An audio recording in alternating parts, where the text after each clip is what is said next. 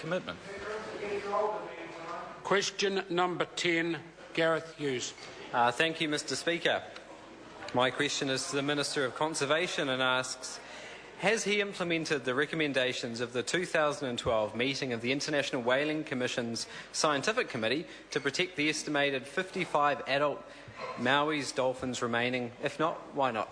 Mr. Speaker. Honourable Dr Nick Smith. Mr. Speaker, the recommendation of the IWC Scientific Committee was to ban set nets and trawl fishing from Maunganui Bluffs to Hawera out to a depth of 100 metres.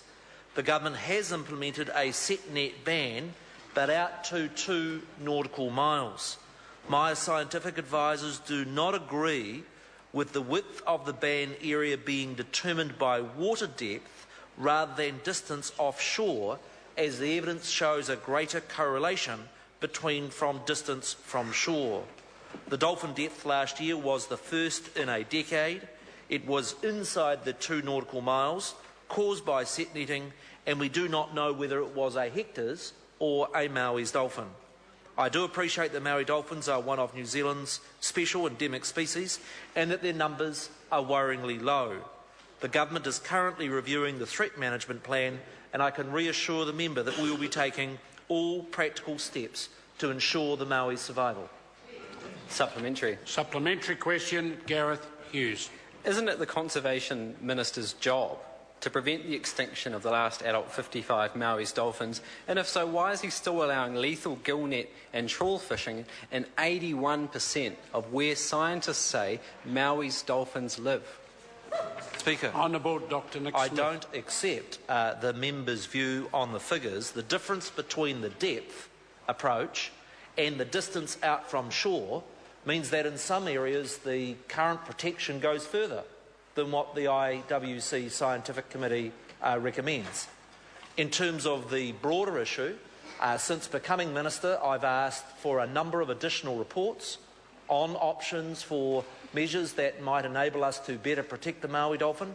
It's my expectation that myself and the Minister of Primary Industries will be in a position to announce any changes to the threat management strategy next month.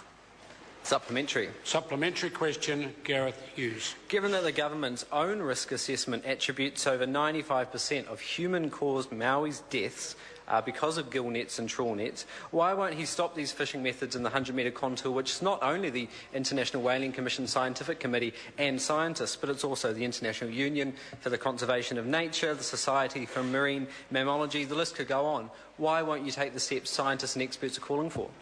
I assure the member that I'm taking the very best of scientific advice around what is the ways in which to protect the Maui dolphin.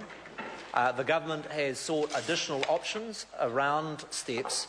I do think it's a bit of an esoteric argument as to whether it's a distance, as in 2 nautical miles, or whether it's a depth, when in fact, for instance, in the area that the dolphin died last year, first in 10 years, it actually died in an area where the approach of the IWC would provide for a lesser level of protection than the 2 nautical mile approach. Supplementary. Supplementary question, Gareth Hughes. Given there's only 55 left, it's not exactly esoteric for them. And isn't it clear that we should listen to the international experts, the international bodies, and maybe the Minister should get better scientific advice? But isn't it clear that, and my question is, will the Minister consider it in the threat management plan? Mr. Speaker. Honourable Dr Mr. Nick Speaker, Smith. I do find a little rich getting a lecture from the Greens about following scientific advice. When it comes to genetic modification, they reject it. When it comes to issues of fracking, they reject it. Point of order. Supplementary question. Point of order, sir. He didn't even try and attempt to address the question. He just tried to attack the Greens. Oh, no. Order. Order. Order. I invite the member to carefully look at the Hansard when he has the opportunity around his questions. He was saying, why shouldn't the Minister take into account the international evidence? And the member responded by saying, why can't the Greens also, in his opinion, take into account other international scientific evidence? I think it was adequately addressed. Supplementary. Supplementary question, Gareth Hughes. Given we're talking about Hansard, My question is to the Minister. Should the public read anything into a document prepared by the Parliamentary Library which shows that in the Minister's career, on the Hansard, he's talked about mining 95 times, but in this House he's talked about dolphins 0 times?